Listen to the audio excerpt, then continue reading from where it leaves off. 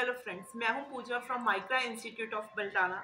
आज मैं आप लोगों के लिए एक वीडियो लेकर आई हूं जिसका टॉपिक है एग्जाम्स।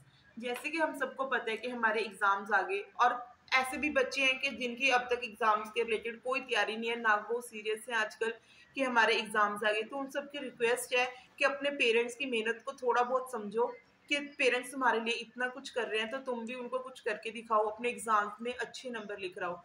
अगर जो बच्चे अब तक नहीं मेहनत कर पाए, अभी भी टाइम है उनके पास, क्योंकि सभी के मोस्टली एग्जाम्स है जो 27 फेब के लास्ट में और मार्च के स्टार्टिंग में है। तो अभी भी हमारे पास 15 डेज है नियर अबाउट कि हम अभी भी मेहनत कर सकते हैं और एग्जाम्स में अच्छे नंबर लेकर आ सकते हैं। तो आज मैं तो आप लोगों के लिए छोटी सी स्टोरी लेकर आई हूँ कि जिसमें क्या होता है, एक बच्चा होता है वो बहुत नालायक होता है। वो आज की डेट में लाइक 8th क्लास का स्टूडेंट है फॉर एग्जांपल।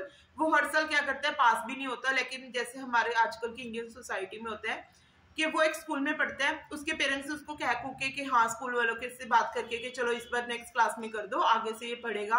और स्कूल वाले भी सोच लेते हैं कि चलो इस बार पास कर देते हैं कि अगले साल अच्छा पढ़ लेगा। वो ऐसे करके धीरे धीरे 8th क्लास में पहुंच जाता है और वो हर साल फेल होता आता है। बट क्या होता है, स्कूल वाले आगे प्रमोट कर रहे हैं उसको, तो वो समझते हैं कि मैं 8th क्लास में पहुंच गया तो आगे भी ऐसे हो जाएगा। लेकिन 8th क्लास के बाद ऐसा कुछ नहीं होता। वैसे तो स्टार्टिंग से ही नहीं होता, बट चलो स्कूल के अकॉर्डिंग वो 8th क्लास में पहुंच गया। तो अब इसकी बार क्या था, इस बार टीचर ने उसके साथ गेम खेली कि उसको जो फर्स्ट टर्म के जो उसके FA PA जो भी हमारे होते हैं फर्स्ट टर्म में उसके एग्जाम से, उसमें टीचर ने उसको चीटिंग करवा दी। उस चीटिंग में क्या आता है, वो उस चीटिंग के अकॉर्डिंग एग्जामिनेशन हॉल में उसको आता तो कुछ नहीं होता, वो 3rd पोजीशन आ जाती है उसकी एग्जाम्स में।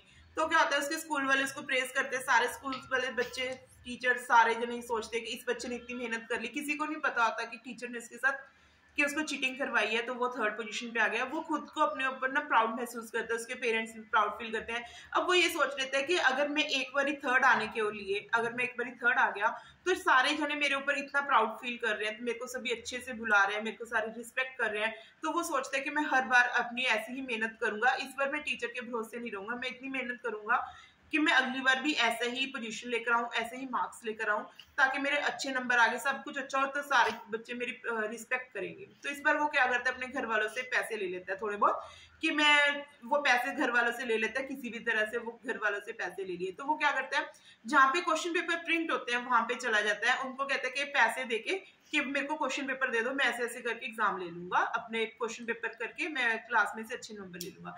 तो जो प्रिंट करते हैं वो उसको भगा देते हैं और कह देते हैं कि हम तुम्हारे स्कूल में कंप्लेन करेंगे और पेरेंट्स को कंप्लेन करेंगे। वो उदास हो जाता है कि अगर ऐसा हो गया तो बहुत गलत हो जाएगा। फिर वो सोचता है अगर मैं थोड़ा सा पढ़ लेता हूँ तो क्या अब तो मेरे नाम नंबर ही आ जाए और मेरे को रिस्पेक्ट मिल जाएगी। क्योंकि अगर वो नहीं पढ़ेगा इस बार तो सारे सोचेंगे कि पिछली बार भी इसने ऐसे ऐसे कर चीटिंग की होगी या कुछ भी किया होगा, तभी उसके मार्क्स आए हैं, अदरवाइज तो इसके मार्क्स आ नहीं सकते। तो इस बार वो क्या सोचते हैं कि चलो मैं पढ़ना शुरू कर देता हूँ। इस बार उसके क्या होता है, थोड़े बहुत मार्क्स आ जाते हैं इस बार एग्जाम में। तो धीरे धीरे मेहनत करता रहता है, क्योंकि 6 मंथ्स बाद एग्जाम होने थे। इस बार वो अपनी मेहनत से 5th पोजीशन पे आ जाता है, क्योंकि उसके मन में होता है कि इस बार मैं पिछली बार 3rd आ गया था। वो चीटिंग को नहीं सोचता कि मेरे को चीटिंग करवाई थी मैं इसलिए 3rd आया था। उसको ये था कि लिखा तो मैंने था कि मैं अपनी मेहनत से 3rd आया था, अगर मैं इस बार मेहनत करूंगा फुल तो इस बार वो 5th आ जाता है फाइनली। और स्कूल वाले फिर भी उसकी प्रेस करते हैं कि ये मेहनत की है, इसने ऐसे किया ये किया। तो घर वालों को तो सारी स्टोरी पता होता है कि लास्ट टाइम टीचर्स ने उसको चीटिंग करवाई थी इसलिए, बट इस बार उसने खुद मेहनत करके 5th पोजीशन पे आया है। तो हमें क्या करना चाहिए, ऐसा नहीं सोचना चाहिए कभी भी कि मैं कुछ कर नहीं सकता। तुम लोग बहुत कुछ कर सकते हो, अगर अभी भी नहीं किया तो अभी भी बहुत टाइम है। एक दिन में 24 घंटे होते हैं और 24 घंटे में तो दुनिया इधर की उधर हो जाती है। तो पेपर तो बहुत छोटी सी चीज होती है। एग्जाम्स एक एक सब्जेक्ट में हार्डली कितने चैप्टर्स होते हैं, सिर्फ 10 से 12 चैप्टर्स होते हैं, 15 हो जाएंगे, 20 हो जाएंगे। तो कोई मुश्किल नहीं है, अभी भी तुम्हारे पास टाइम है। अगर अब तक नहीं संभले हो तो अभी भी अच्छे से रिवाइज करो, उसको लिख लिख के प्रैक्टिस करो। जरूरी नहीं है कि तुमने पूरा सिलेबस करोगे। अगर अब तुम्हारा अब तक सिलेबस नहीं पूरा हुआ, पहले ऐसा सिलेबस करो कि तुम्हारे पासिंग मार्क्स आ जाए, 33% मार्क्स आए। फिर 40% तक मेहनत करो, फिर सभी सब्जेक्ट्स की 50-50% तक मेहनत करो। सभी सब्जेक्ट्स को इक्वल लेकर चलो, ना कि ऐसा करो कि एक सब्जेक्ट तो तुम लोगों ने 100% कर लिया और एक सब्जेक्ट है जो 50% तक रह गया। ऐसा कभी नहीं करो। सभी सब्जेक्ट्स की इक्वल वैल्यू होती है 10th तक, हमारे जो 10th प्लस 2 सभी सारी क्लासेस में।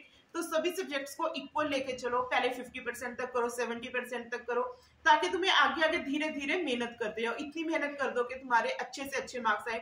क्योंकि आजकल की जो दुनिया है हमारी, आजकल की जो कंपटीशन इतना हार्ड हो गया कि ऐसा नहीं होता कि हम 50 to 60% मार्क्स लेके हमारा कुछ भी बनेगा, कुछ नहीं बनता जब तक तुम्हारे 90 अबव मार्क्स नहीं आते। तो फुल ऑन मेहनत करो, ऐसा दुनिया में कुछ नहीं एग्जाम्स में जो तुम नहीं कर सकते। Thank you.